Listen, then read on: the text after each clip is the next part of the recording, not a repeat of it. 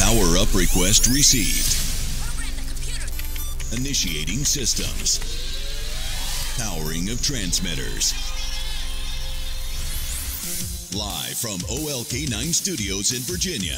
They tell it like they see it. They educated the not so educated. And you'll laugh your ass off. Introducing The Dog Show with Nick and Joe. A podcast with knowledgeable info, rants, and absolute randomness. You're listening to the sounds of uncensored honesty from two of the most respected dog trainers in the industry. Live on Facebook every Friday at 2 o'clock Eastern Standard Time. New episodes available for download every Saturday. The Dog Show with Nick and Joe. Download on iTunes, Google Play, and iHeartRadio. And welcome to The Dog Show with Nick and Joe. It is a beautiful Monday morning.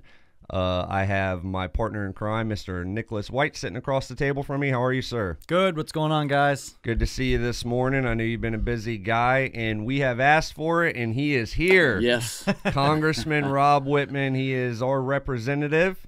We appreciate you accepting our invite to come onto the show. Well, it's great to be here, guys. I tell you, we've heard a lot about your show. I know a lot of listeners out there excited about what you bring up and subject matter and making sure that you are addressing issues that are really important to not only our veterans, but to those dog lovers out there and folks that really are keenly attuned to dog training, and I appreciate what you all do. So, well, thank you so much. Thank you so much. So today's episode, the reason why we invited Congressman in here is to discuss something that we feel is a major issue in not only your district, but the entire country, yes. Which is the ongoing issue with service dogs being fake ones, real ones. How do you tell, what's the standard, all that stuff. So we've discussed this on several episodes. Mm-hmm. I wanted to just kind of throw out an example to you, just to kind of get things going here. And maybe you can kind of touch on your thoughts on it. We can kind of go from there. So my wife actually did a test a couple of weeks ago where she went online and she ordered a service dog certification, a vest, an ID, and it costs under $100. I think it's like $69. Yep. For a lot of websites. Now, she ordered this for my German Shepherd Bandit, which is a dog that we rescued about 4 years ago, with 6 recorded bites to the face of people. Wow. So this dog has bit 6 different people in the face. We rescued him because we knew we could rehab him and we didn't want him to be put down. So anyhow, so technically speaking, according to federal guidelines, he is now considered a service dog. So she is legally able to take him into public stores, on airplanes, and that's a problem. Yes, it is. When you look at what the standard should be, it includes, I think, making sure you do due diligence about the history of the dog and understanding, too, what that dog is going to be faced with. And you speak about your instance. There are a lot of animals out there that, should not be in that situation of being a service dog, being in tight quarters with lots of people, and then having, a bad episode occur. And what that does is, it sets back what needs to occur in people looking at the role for service dogs. And then if you have one bad episode where a dog has a bad interaction with a human being, all of a sudden people say, well, gosh, we can't do that, or you can't allow dogs in these particular areas. So my concern about it is that, it sets back what should be something that's growing, opportunities for service dogs to help a number of people with a number of different challenges. And, if you don't have a strict certification for that, if you have a dog now that somebody says, hey, let's take this animal, put it in a situation where something not so good happens, that's a problem. And I feel like one of the major, and Nick and I have both discussed this in great length, I feel like one of the problems is that there isn't a standardized certification. Right. The ADA guidelines are very vague, to the point to where my neighbors can certify their own dog. Anyone in the world. Yeah, anyone can certify their own dog as a service dog. And according to ADA, legally they're only allowed, shop owners and shop employees, everywhere. They're only allowed to ask 2 questions. Am I right? Mm-hmm. Is your dog a service dog? And I believe what service does it provide? Service does it provide to the handler? And that's it. Yeah. And then they have to legally allow that dog until it becomes disruptive. My fear with that, Congressman, is that take my dog, for example, Sure. Bandit. Now, he's rehabbed. He's fine now. But say he wasn't, and I took him to an airplane because legally I'm allowed to, and he just went on this biting spree down the aisle and just started ripping faces. Yeah. I worry if that and more cases like that continue happening, that the folks, the veterans, the disabled, the ones that really need these service dogs are going to lose it. Yes. And that scares me. It really does. Joe, I think that's a great point. If you have those bad interactions with human beings and it's attached to a dog that is a service dog through the certifications that you point to, then the question becomes, well, what do you do in response to that? And normally what happens is those instances make the headlines and people go, oh my gosh, we've got to do something. So the response is now, well, let's limit how service dogs are used. And we all know that service dogs in many instances provide a great utility to individuals. In fact, what we ought to be looking at is we ought to look at expanding the opportunities for the use of service dogs, not contracting them. My concern with this is, what happens in that instance. It's a fine line because you don't want to either put in place such unrealistic requirements for somebody to have a service dog certified that people go, oh, I'm just going to forget about it, or it's too complicated for me to do that, so a service dog is just not something that's there as an opportunity for them. So the question then becomes, how do you realistically put in a standard that assures that these animals are not going to be put in a situation where something bad could happen? How is it also going to be put in place where it's not a burden for folks to say, well, I just can't go through all of that, all those steps that are overly complicated or get too bureaucratic? So, and then the key would be who would be the overseeing agency that would say, we're in charge of the certifications, we're in charge of keeping up with people, those kinds of things. So I'm sure you all have discussed that and thought through definitely. that.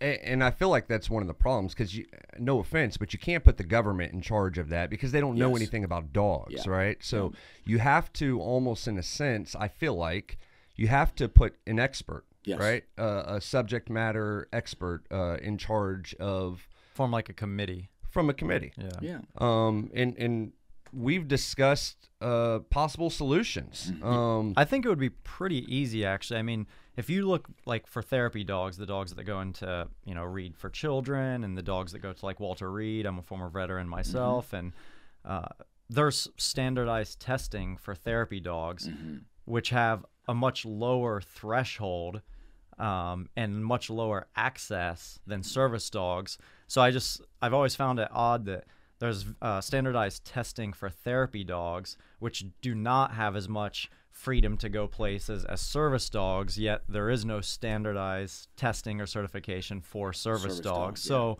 for me, I think it's pretty simple. Like from a trainer perspective, I would say you have, just like therapy dogs, you have certified evaluators in every state, all major cities, trainers that can apply and submit their credentials, and they can be a certified service dog evaluator.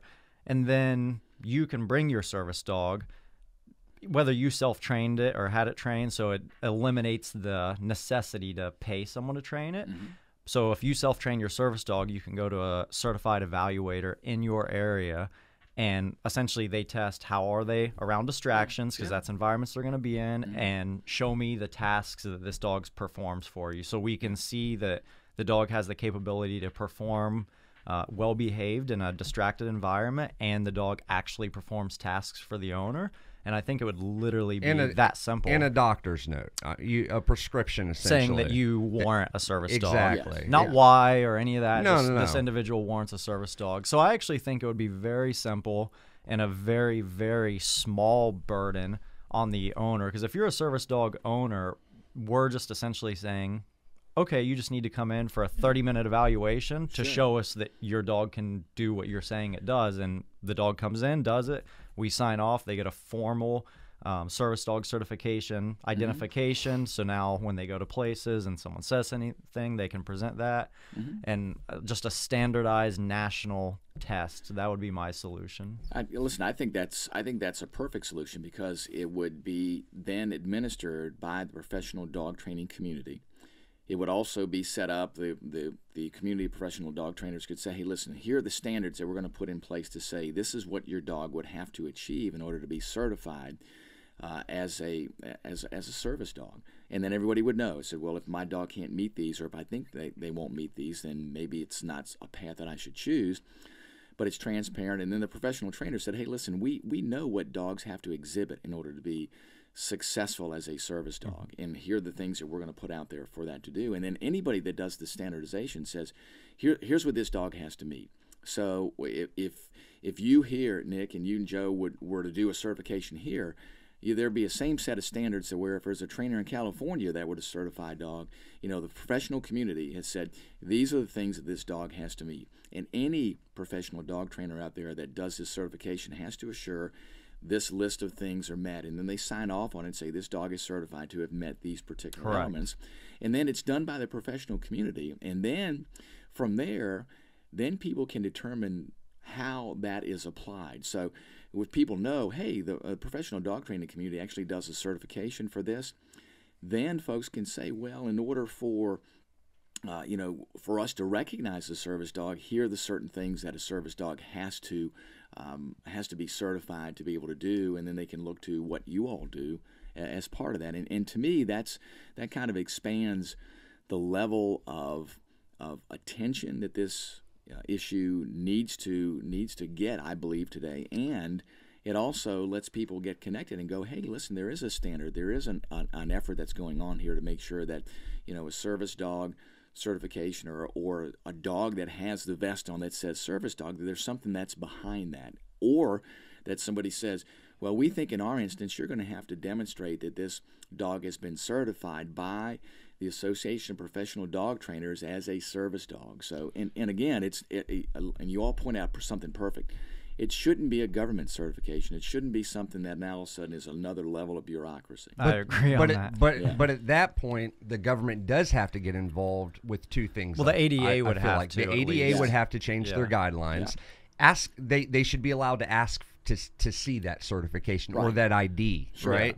So that would have to change. And then number two, I feel like in the sense of walking onto a plane, even if your service dog is certified and it has that ID, as soon as something disruptive happens, I feel like that law should still be there to where they could ask that person to leave. But to follow up on that, whoever certified that dog should then get evaluated by the certifying agency for service dog evaluators. That way you can hold these trainers accountable to for the dogs that they're certifying. And they're not just certifying their buddies, right? So you got to do that. And then on top of that, then you have to make it, I feel like, illegal to sell fake service dog certifications. Well, I think that should happen. I mean, is it legal for me to sell fake driver's license in Virginia? Yeah. So why isn't it illegal to sell, a fake service dog certification? Well, right now, because nobody knows what an actual service dog certification is. So once we clarify that and we get that scripted and documented, and I don't know whether it's passed into a law or whatever, then you take the next step to say, okay, now if you sell fake service dog certifications and IDs, that is equivalent to selling fake. It's like a misdemeanor. Fake driver's licenses. Yeah. Sure. And we crack down on those folks. And then I just feel like at that point, the veterans, the disabled, they're gonna get their service dogs that they need. Sure. And they're not gonna get those eyes that they get when they walk into Walmart, because a few weeks ago I walked in Walmart and I saw a service dog Dachshund You know, little hot dog looking dogs. Yeah. And he tried to bite my ankle as I walked by him. Yeah, I'm like, yeah. that's not a service dog. You shouldn't try to bite my ankle. Yeah. So that has to go away. And I'm sure you agree with that. Yeah, I think there's such disparity out there in what a service dog in the minds of many is today that there has to be some uniformity there. So to be able to say this is what we're going to do to create that certification. You know, another element with this too, whenever you transition to say now there's a formal structure for us to recognize what a service dog is, the issue then becomes too, what about all the thousands of dogs that are already out there today that have a designation of a service dog? They come in and get evaluated too. Yeah, well, they can. You can, or what you're going to have to look at. Because if they don't too. pass the test, then clearly they shouldn't be a service dog anyway. right. That's the way I look at it. Is like if your dog's been a service dog for 3 years, but you can't come in and demonstrate that it can do basic obedience in crowded environments or perform tasks for you, it was never a service dog to begin So with. it's essentially the K9 dreamers that we're asking about, right? The K9 Well, dreamer. and that'll be one of the things, because there'll be a lot of folks out there that go, oh my gosh, now I have to do this for my service dog, Right. and are you going to decertify my dog, and now I can't bring it into certain areas. So the whole idea of grandfathering, the whole idea of transitioning, how long would you give somebody to do that? I mean, those are all the things that you'd have to take those be into figured it consideration. out, and also to be mindful of folks out there that probably have a good dog that may be a little bit put off by now having to go through a bureaucratic process to be able to do that. So I think you'd have to look at that and say where's the balance with that, and give people a reasonable transition to be able to do that.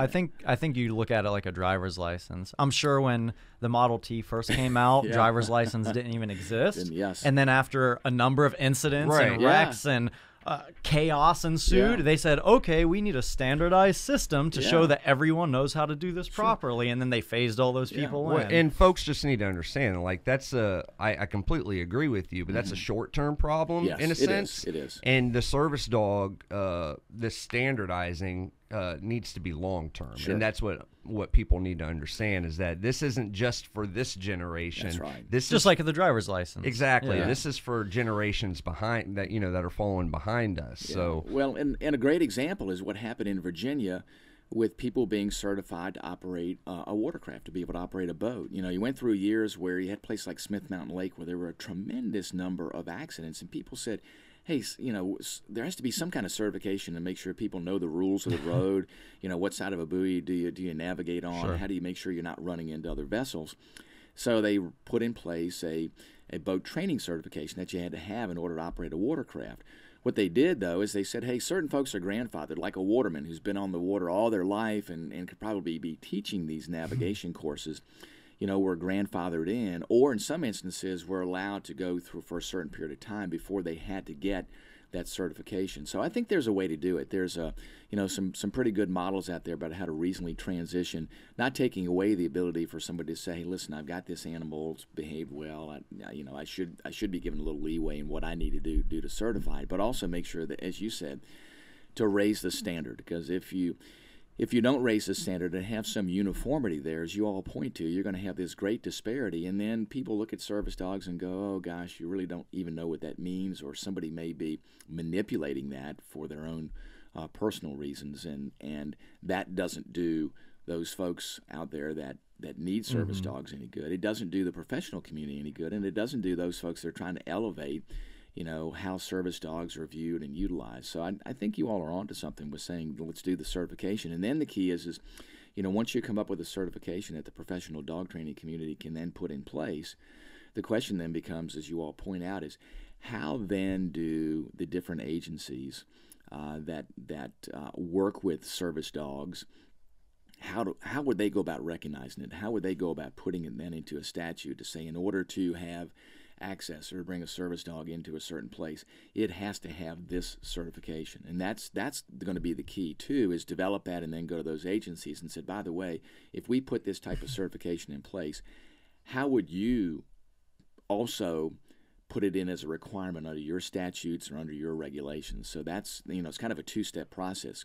Come up with the requirements, come up with how a dog would be certified, and then implement it. Yeah, and then how would the agencies then impose that, or how would they put that in place? And that's why I think it's an ADA issue more than like a government,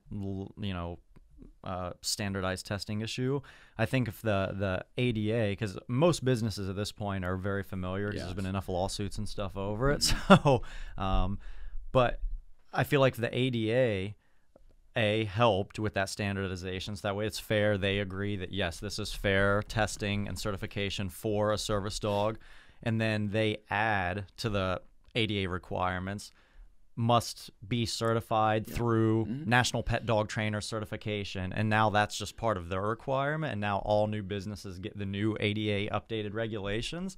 Now they all know to ask for, okay, do you have your National Pet Dog certification on you? And part of the ADA requirement is you always must have this certification with you and your dog at all times when out in public. And I think at that point it would make things a lot easier. The ADA puts out, this is our new requirement, and now all businesses get that. And now anyone with a real service dog says, yes, here's that certification the ADA is asking for. Done. That's right. You don't have it? All right, off you go out of my business. And then part two of that, we have to shit can the ESA, the emotional service animals or emotional support animals. That it's more of a recent thing. I'm not even sure if you've heard of that, but it is federally recognized that ESAs, they don't have as much access as service dogs, but they're allowed to go onto airplanes, housing. That doesn't allow dogs. Now the standard for ESAs, nothing. Right. Literally nothing. You don't have to have any training whatsoever. I mean, an ESA can technically, and we've seen in the news, it can be a chicken or a turkey. We've seen that. And you, I mean, you see the airlines trying to deal with this, and gosh, it's almost an impossible situation for them, because if they deny somebody, then it becomes a headline. And that's why we're here with you right now. Yeah, that's right. Yes. I mean, we recognized a major problem, and that we feel is a major problem. And instead of whining about it, it's like, what do? You write your congressman. Right. So exactly. Here we are. And here we are. And he showed up. That's right. That's right. That's right. That's awesome. To our surprise. No. So where do we go from here? What do we have to do? Well, I think the first step that you all have laid out is coming up with a set of standards that every professional trainer across the United States would put in place to say, here are the measures that an animal would have to meet in order to be certified as a service animal. You do that, and then, as you point out, to go to the federal agencies that put in place the American with Disabilities Act requirements and say, okay, how would we add this requirement to the statute? So there would have to be a regulatory change in order for them to say, we are going to recognize this certification for service animals. And I think what you'd have to do is to begin the conversation with them and say, listen, we're thinking about proposing a certification across the nation for service dogs. How do you see that? What would you want to see in that certification? How would you utilize that certification? If we did this, would you be willing to say that we would recognize this, that we would use that in part of their determination if somebody's meeting ADA requirements? So I think that would be the first place to start, is to come up with the standards and say, listen, we think this is a framework of the standards, to talk to trainers across the United States and said, give us your thoughts and ideas, put together that framework, and then go to the folks that enforce the ADA, that write the regulations for the ADA, and said, if we did this, first of all, would you be willing to put this in as a requirement? And if so, are there things in this requirement that you would want to see in order for you to properly enforce it? Do you have any connections at the ADA? We do. I was going to say, of course he does. We do. I will be glad to help set up a time for you to meet with those folks. I think that's the place to start, is to say, have that conversation. And that's the biggest thing. I think the certification's easy. If it was me personally, I would say a therapy dog certification, which is the standard TDI, therapy dog certification, which essentially shows that your dog is well behaved in all basic obedience with high-level distractions. So that is 90% of the test, and then followed by 2 or more task-specific things that your dog does for you. Done. You've shown the dog actually performs tasks. You've shown that the dog can actually be well-behaved, well-mannered, and perform all basic obedience in a high-level distracted environment. And realistically, that's all that a service dog needs to have, is well-behaved, well-mannered in a highly distracted environment and actually perform tasks that assist you in your everyday life. And this is what baffles my mind, Congressman, is it really is that simple. Yeah. It really is that simple. It's almost like everything else in the country. It's like we take such a simple thing and we make it so complicated by getting so many different people involved and getting the government involved. And, you know, to a sense, the government does have to get involved with this. Well, for this, at some level they would. But they definitely shouldn't be the one issuing out ramrodding certifications. No, you do not want them involved in coming up with the details of this. Right. Correct. So, you know, I just feel like it's so simple, yet nothing's been done. Yeah. And that's where my level of frustration comes in. It's like we're such a reactive country now instead of being a proactive country. I think, and correct me if I'm wrong, but I feel like it's probably one of those things where we're dog trainers, so it's a really big, passionate deal to us. But when you're the president of the United States, or you're probably got more things on your mind than a service dog certification and a standardized testing for that. So I think, you know, in the grand government scale, it's like, all right, we got wars, we got Koreas with nukes, we got Iran invading here, we got this. Oh, but let's put all that on hold and let's work on a service dog certification. Okay, but that's just me. I think being realistic. Would you agree? I think you're right, but to counter that, again, if an incident happens to where the government cracks down and says, all right, no more service dogs, okay, which can happen. Sure. Oh, of course. You know, I mean, look at guns. We banned travel for an entire religion at one point in our country. You know what I mean? So we're a reactive country. So what's going to happen when all of a sudden you have thousands upon thousands veterans with disabilities, PTSD, and the government tells them that you can no longer have this service animal that potentially saves your life. Yeah. So my thought process, I know it's weird, is to let's fix it before it gets to that point. I agree. Right? I think you're spot on. You know, normally what happens at every level of government, whether it's local, state, or federal, is reaction. You know, here's something that happens, people are outraged, oh my gosh, how could that happen? Government's got to do something about it. And the problem at that particular point is most of the times, the action sometimes is more than what's necessary Extreme. for the underlying problem. So what you all are doing and trying to be proactive and said, listen, before it gets to a point where someone says, you got to do something about these service animals because, you know, there's no uniformity there and this animal should never have been put into place as a service animal. To avoid that and say, well, let's come up with, as you said, a set of standards to say if the animal meets these requirements, then it is formally recognized as a service dog. And then there's a standard, too, to where agencies that are in charge of putting these standards into place, the ADA standards, and, of course, they have a certain level of due diligence they have to do, too, to make sure that, again, that they're taking care of those folks that have those disabilities, that they're making sure, too, that they have that access. I mean, that's part of what they oversee. So, to me, coming up with that framework and then going to the agency and saying, hey, would you recognize this if we came up with this standard? And is it something that you would look at saying this is a requirement in the regulation? Now, they'd have to go through a rulemaking process to do that. So they'd have to go to public comment, and at that particular point, you know, you could engage folks out there in the service dog community, owners, trainers, and said, hey, here's what we're trying to do to make sure that they give their comments to the agency in a way that says, yes, we think we need this, we think it needs to reflect this or that, or there may even be some that said, we don't think there needs to be any certification. So there will be some out there that said, just keep the government out of it in any way, shape, or form. But at least it fosters the discussion to say, how do we get our arms around something that is key, again, to make sure that we continue to have access for individuals that need service dogs to get those dogs, and to make sure that those animals also have access to public places in a way that assures that they're going to perform the role for the owner that they're intending. And I feel like, correct me if I'm wrong, but I feel like if this ever got to the point where it goes up to Congress as a bill or whatever, or as a law, and I feel like this is something that's going to easily get bipartisan support. I mean, I don't feel like this is one of those issues like guns where, you know, you have a torn 50-50 vote, you know.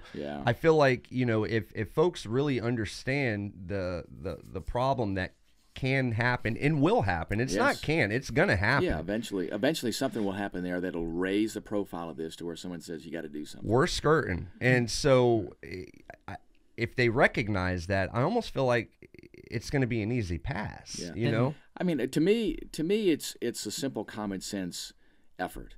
And the key is going to be, you know, to keep in mind everybody's perspective about, you know, how it's going to affect them. So the one place where I think there could be some pushback is people say, oh my gosh, a certification, am I going to lose my service dog because now all of a sudden my dog may not be able to meet that? So I think there has to be some element, as I talked about in transition, to make sure that folks don't feel like something is going to be taken away from them. But even the worst case scenario, whereas we give them, you know, passes and say, okay, you are grandfathered in. You're grandfathered in. Those, I mean, dogs live 10, 12 years max. And they're already 3, 4, 5. So within 5 years, within 5 years, it's fixed. It is. Whereas right now, nothing. It'll never be fixed. No, listen, I agree. I think what you all are bringing up to make sure that now you've raised the profile of this issue. Now, what we'll do is work with you and get you an appointment with folks there that administer the ADA and said, what do you need to do as far as rulemaking? And then you all can say, well, here's what we think would be a standard. Is the first step to say, let's formalize this for service dogs. I mean, the same types of effort have taken place at places like the VA to say the VA ought to recognize animals as part of therapy for veterans. This is a component of that, to say, listen, service dogs are a critical part of the need for not just veterans, but veterans being a significant part of that in how veterans are then able to recover from the injuries that they've suffered in serving this nation. So I think it's the right step forward, and it's a step forward that begins at the grassroots level with people that are passionate about it, people that are professionals, people that say, hey, listen, if we don't do something, something's going to be done to us rather than letting us do it ourselves. And one problem that we've discussed on past episodes from doing that is if you say us, Off Leash K9 Training, we come up with that, you know, that standardizing for it. We introduce it to the ADA, to Congress, whatever, and it passes. You're going to get a lot of backlash at that point from other training companies going, why are they considered the go-tos? So our idea is, we know the best dog trainers in the country. We'll think tank. We'll put a committee together from several companies around the country of who we consider the absolute best dog, most respected dog trainers in the entire country. We'll all sit at a round table and we'll figure it out. Like a jury, all of us agree on these standards for certification of a service dog.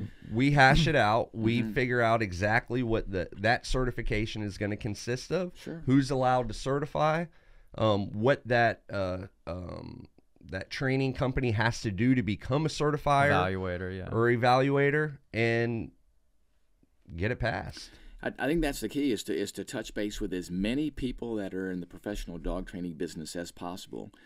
And that, to me, is a good conduit, too, to say, hey, listen, while we're doing this, why don't we form a professional organization, a national association of professional dog trainers, to say, we're going to have a voice. And our voice is going to be everybody that's in this profession that is passionate about the profession, to say, we'll form this organization. And as part of that, we're going to suggest that this is the certification that professional dog trainers ought to have in certifying a service dog. So to me, it can be twofold, because with your brethren across the nation comes a tremendous amount of ability to affect things politically. If it's just, here at the dog show and Off Leash K9 Training, that's one element. But when you are able to engage all of your brethren across the nation and say, hey, here's our organization now that we formed, here's what we say needs to be the standard for service dogs, that's got a lot of horsepower, especially when it comes to getting public policy changed. So those are the things I think would be perfect for you all to pursue. Yeah, what's funny is August 2013, because I looked at it yesterday, I wrote a blog called Fake Service Dogs of America, and that was 5 years ago.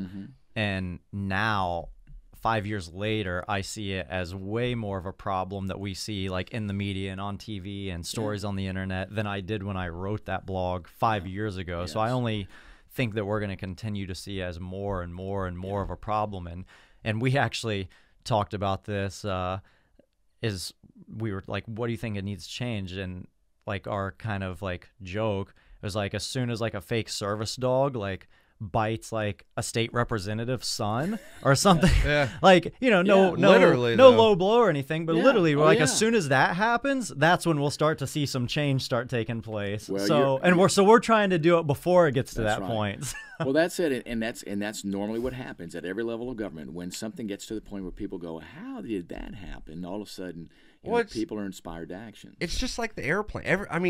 The airlines now. I mean, how many stories are we reading? What feels like on the weekly basis now of service dog issues on the airplanes, or the emotional support peacock that was on Delta. I mean, there's a specific airlines. A peacock would never ever pass my standard certification. I promise you. No. But you may be grandfathered in. Yeah, so, that's right. So don't freak out yet. That's right.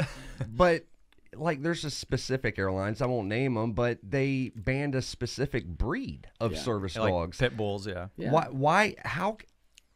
Does the FAA not follow ADA? I mean, it's crazy to me that you can ban a certain breed on airlines based off of, even if they are a true service dog, but let a fake one on because it's not that breed. So. Right. It's insane to me. Well, and that's why it's so critical that you all make this issue higher in profile. And the reason being that is, if something doesn't happen within the professional dog training community, within what a service dog is recognized as, with putting some kind of formal structure in place, it'll be done for you, but it'll be done piecemeal. So Delta will have a policy. Trailways bus service will have a policy. Uber will have a policy. So everything is going to be different. And you're going to go, how in the world do you get this, in some kind of semblance of rational order, taking control of it yourselves and saying, hey, we as professionals are going to do this, is exactly the way to go about it. Well, and we called this on one of the first instances that happened on the airlines. We even said, what's going to happen is airlines are going to start making their own laws and on what and who is allowed on their plane. Like 6 months later or less. Less than 6 months later, literally, we have an airlines banning a breed of service animals. Sure. It's going to get worse. That's what scares me. And the biggest problem everyone who warrants a real service dog, it's an issue for everyone, of course, but to me the biggest issue is going to be the veterans that have literally fought and sacrificed their well-being and health for us, and we're gonna take away something that they need, because Martha wanted her service peacock to fly for free. Exactly. Due to Karen not wanting to leave home without her Yorkie. Yeah. So, I think that's at the crux of this issue. How do we make sure that we are finding more opportunities for folks to utilize service animals rather than fewer? And if you stay on the current course where people abuse it, or people have no rational measure for what that animal can do or what it is doing, then you're right. Those opportunities are going to be more and more restricted. So if you're actually going to open it up, you want to say, hey, here's the standard. We encourage everybody to get an animal that meets the standard. We're going to work on a way to make sure we grandfather folks in, so somebody doesn't lose an opportunity, especially for an animal that's done a great job, but for whatever reason the owner doesn't feel like they need to or should have to go through it. I think is the way to go about it. And again, the way you all are doing it is saying, hey, let's not wait for government to jump in and do it.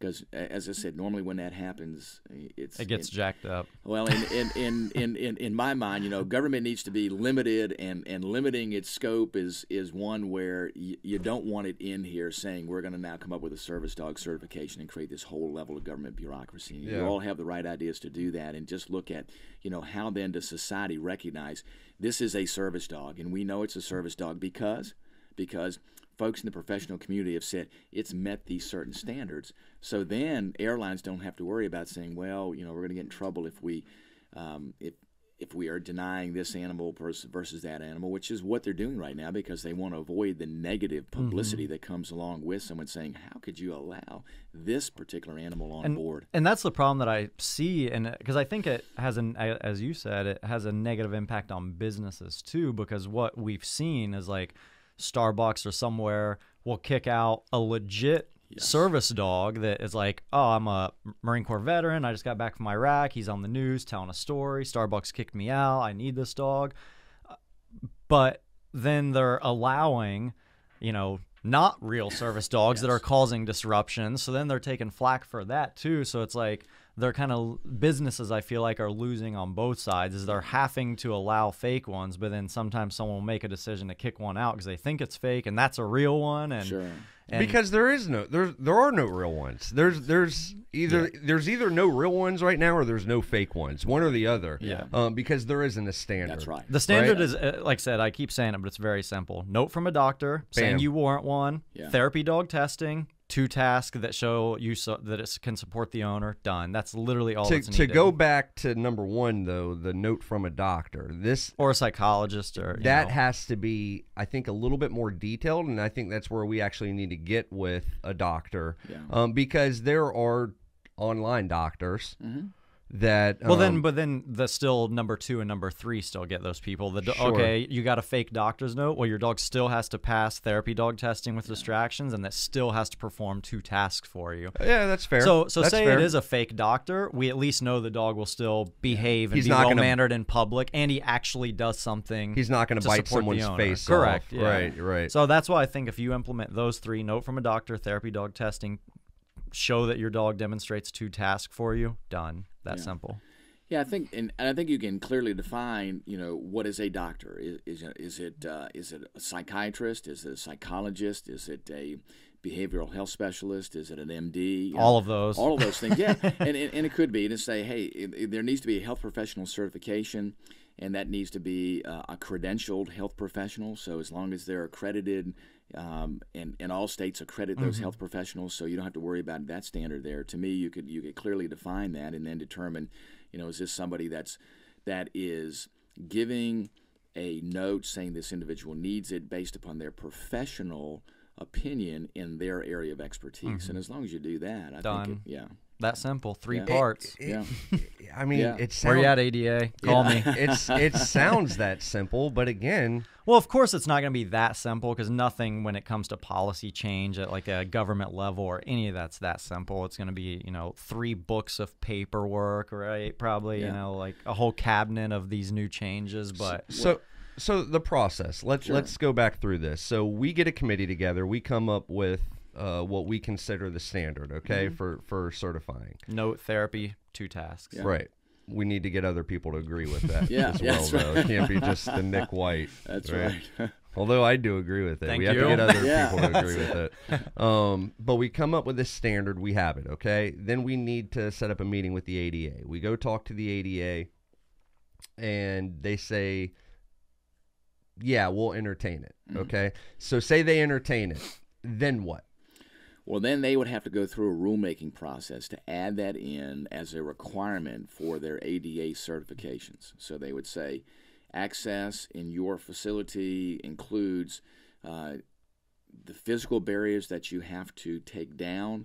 Also, access to service animals is based upon a certified service animal. So if an owner wants to question that, they can say, if your animal's not certified, then we have the ability to say whether or not it has access or whether it does or does not have access. So would that be the director of ADA, or like who makes that decision? Well, it would be, ultimately the director would make the decision as to whether to go to rulemaking or to add that as an element of their certifications for ADA. And it would depend too on whether they could do that administratively as an interpretation of how service animal access is already in the regulations, or whether they'd have to further refine the language in the regulations to say this is what a service dog now becomes, one that is certified by a professional dog trainer, whatever the case may be. So that's why the conversation with them is going to be critical, is to determine, first of all, would they entertain that? Second of all, if they did, what process would they have to go through? And thirdly,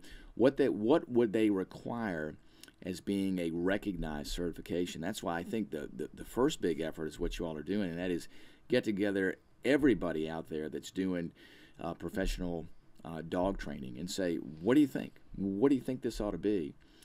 And get some kind of agreement on that. Now, I don't know that you'll ever get consensus on it, but I think you can get something where folks said, yeah, I could live with that, and then be able to go to them. Another element, too, as you're doing this, as I said, there's a real power with your community of professional dog trainers having a formal organization and saying we are the National Association. I'm doing it. Yeah, so to be able to do that and then say our recommendation is this, then gives you the political horsepower, and not just with Rob Wittman of the 1st District of Virginia, but it gives you power now with with a legislator in Congress from California or from Missouri or from Maine to say, hey, we're on board because my members of the Professional Dog Training Association have come to me and said, this is what we want to see, and they give their support behind that to the federal agencies that are looking to make that change. So would this ever be something that would go to Congress?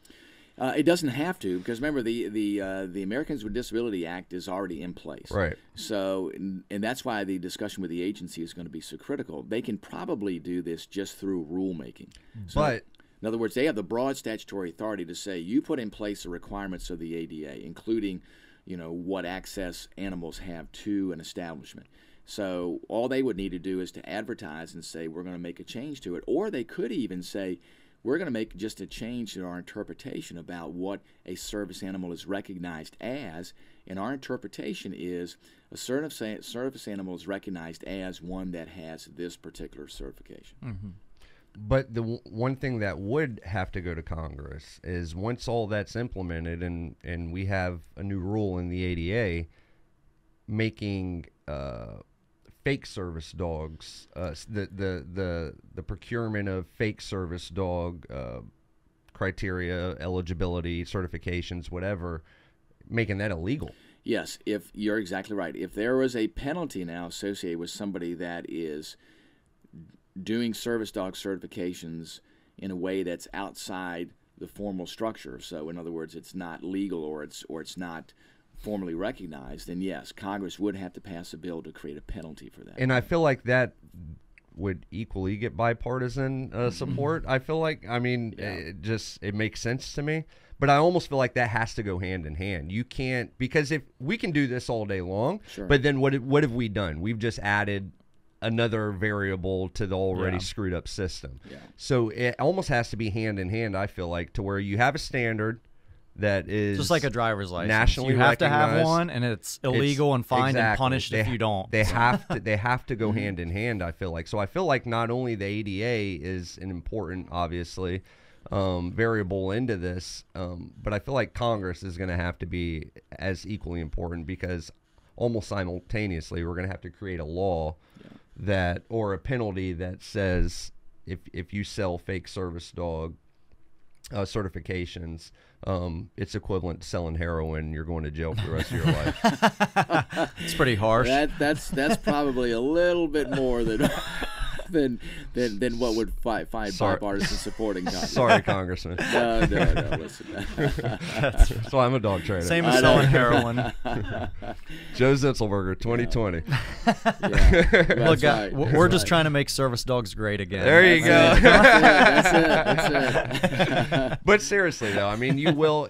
I feel like that would have to be something that would have to go hand in hand. Agreed? Yeah, I think the path that y'all are going on, and that is to kind of coalesce around what would be the standard. Talking to the folks at ADA is that first step, and then saying, okay, now that we've got all that framework in place, and we've got agreement across the country, basically that this is what we need to do.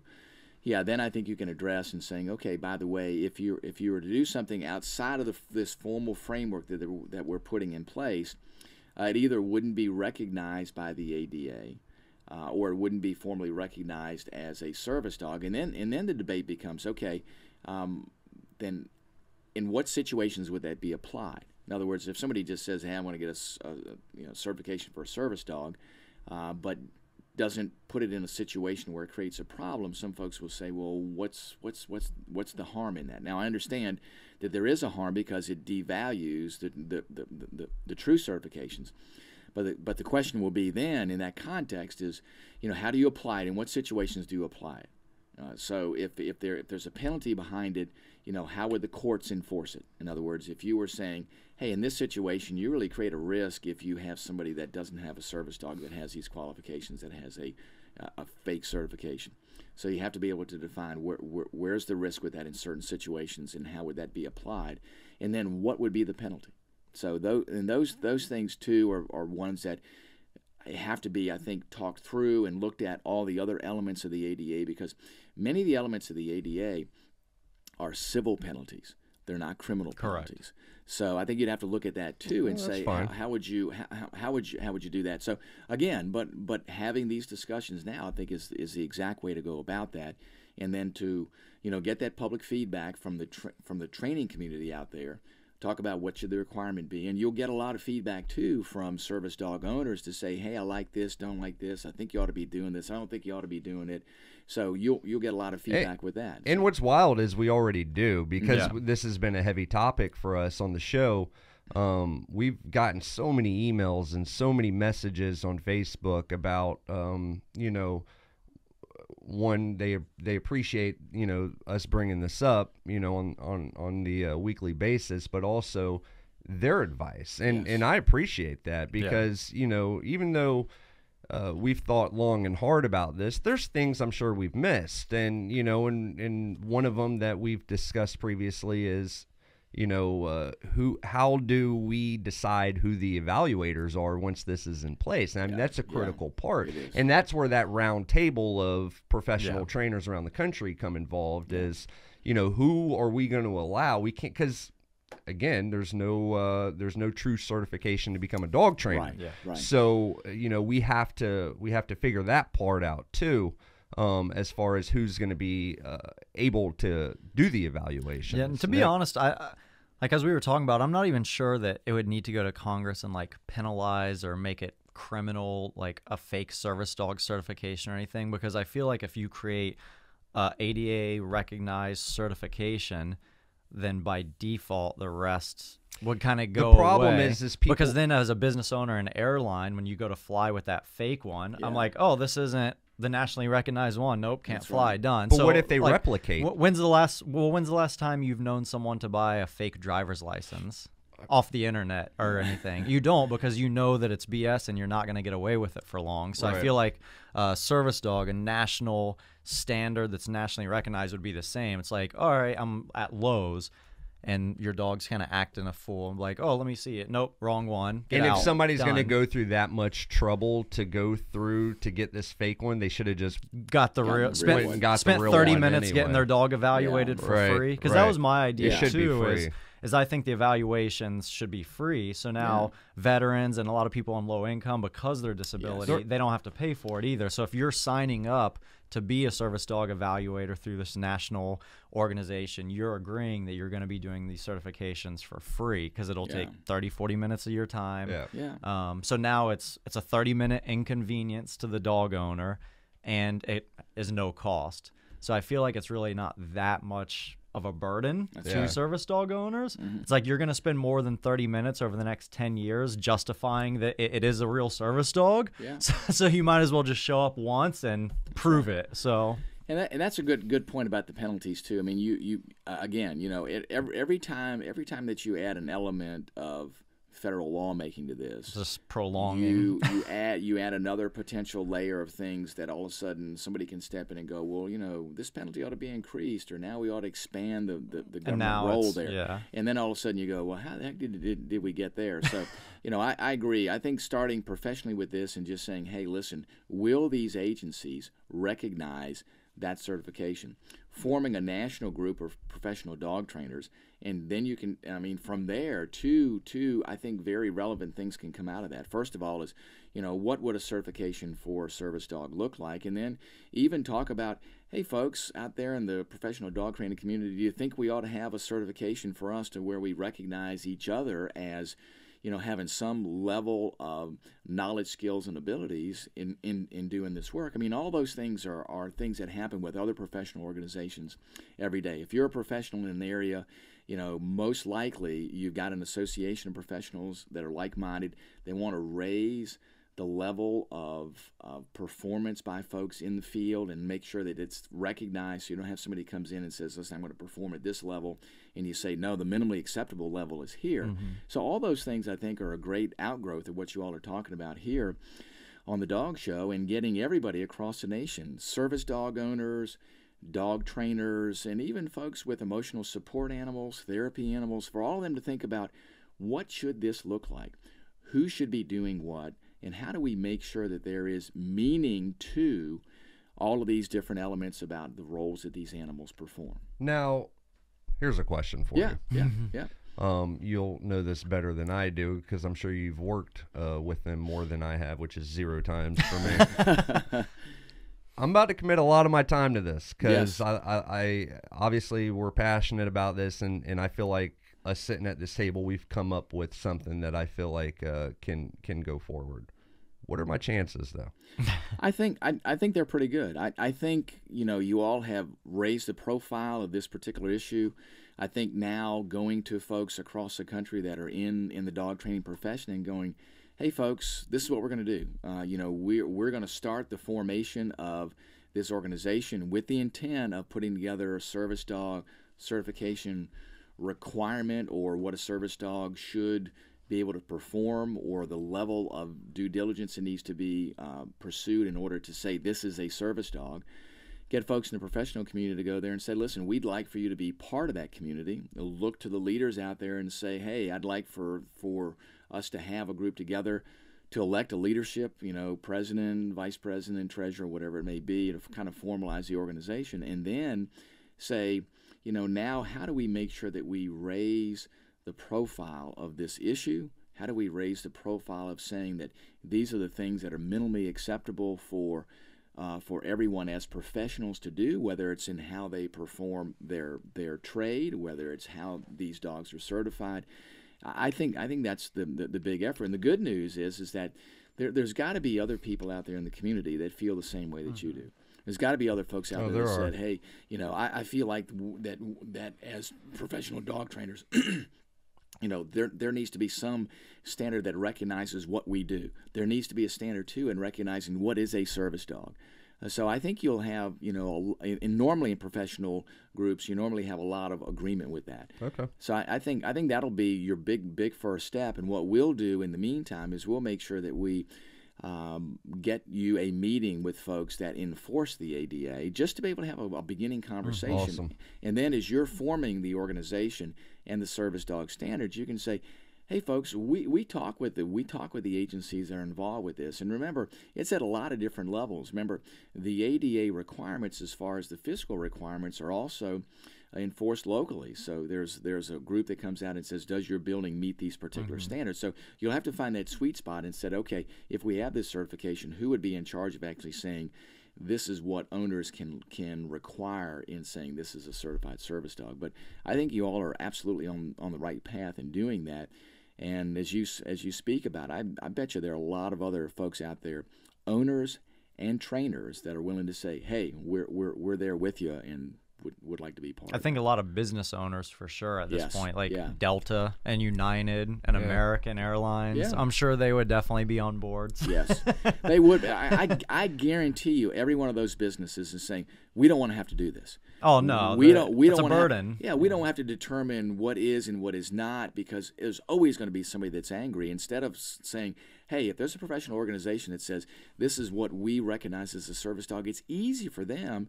Even if the government path doesn't work out, it's easy for businesses to say, hey, here the National Association of Professional Dog Trainers has said this is the standard for service dogs. That's what we're going to recognize. Yeah. Because the problem is, too, as a business owner myself, is like when you're like Delta or American Airlines, like those owners are literally pretty much leaving it up to their flight attendants. Yeah. Which is Who crazy. has zero, It's so who has crazy. zero training whatsoever on anything in this topic. It's literally left up to like the flight attendants to decide whether a service dog can stay or go, and they just shouldn't be put in that position. And they're making a snap judgment. They're trying to make a quick judgment, looking at the owner, looking at the dog, and going, is this going to be a risk? And if they look at it and the dog seems to be well mannered, Meanwhile, 100 indication, people's lined up behind them waiting to Yeah. get on. Yeah. So it's like it shouldn't be left up to individual employees. Yeah. The barista at Starbucks. Yes. It shouldn't be left up to Yeah. her to say no, get out. And now the owner of Starbucks pays a $250,000 fine to the Yeah. ADA because she made a bad decision. right. So- Well, I mean, and you look in all other areas of professional practice. The natural movement is for folks to, in that practice, as professionals, to come together and say, hey, we're professionals. We want to be recognized that way. We want to make sure this is the standard, and we want to make sure the things that we do are recognized formally. And you put into place the standards of practice and all those kinds of things. And it's across the spectrum, not just the medical profession, but every other place out there. Even folks, and you think, lawn professionals, you're thinking, oh, what the heck is that? There's a National Association of Lawn Professionals, and they have a standard of practice too about what they require of their members. So it's Well, and I do know there's a few out there for service dogs. They're just not doing anything as far as I'm concerned. So it's like, let's get one that's going to act on it, Yeah. and that's one thing that I know Nick and I will do.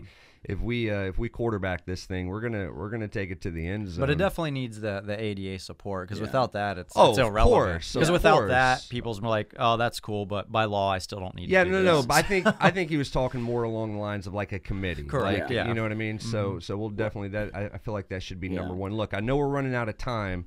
I want to thank you for coming in. Sure. Can't tell you how much it means to us. Anything news going on with you? Anything that The you state want of Virginia, anything? District 1? Well, I tell you, for us, what you all are talking about, our efforts for veterans, I think, is key. We're doing a lot now in our region here. As you know, there's going to be a brand new veterans care facility that's going to be built. It's going awesome. to combine the two CBOCs into a care facility, a comprehensive care facility that'll be on the same par as Hunter Holmes McGuire Hospital in Richmond. So for veterans in this area, it's going to be fantastic. So we got that going on.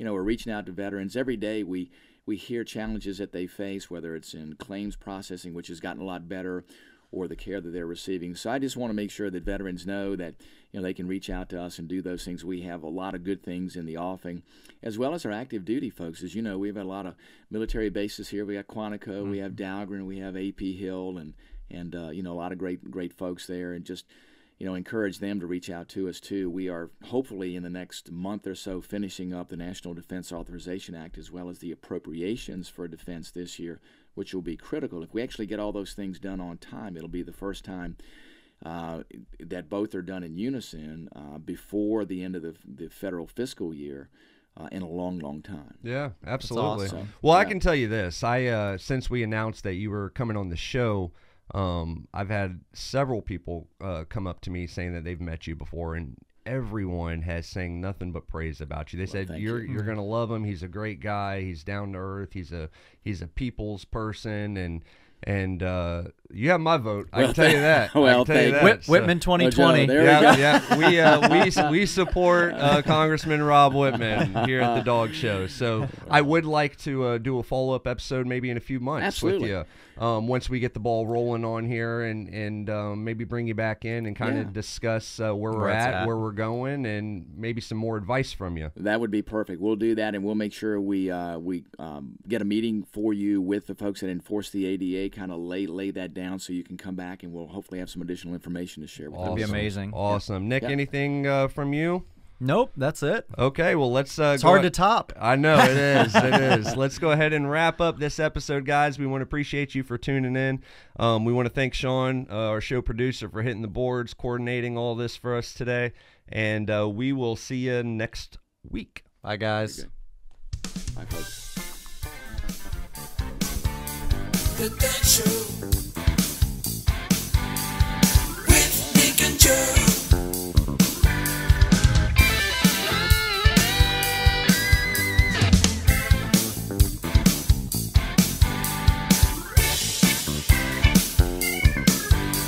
The Dog Show.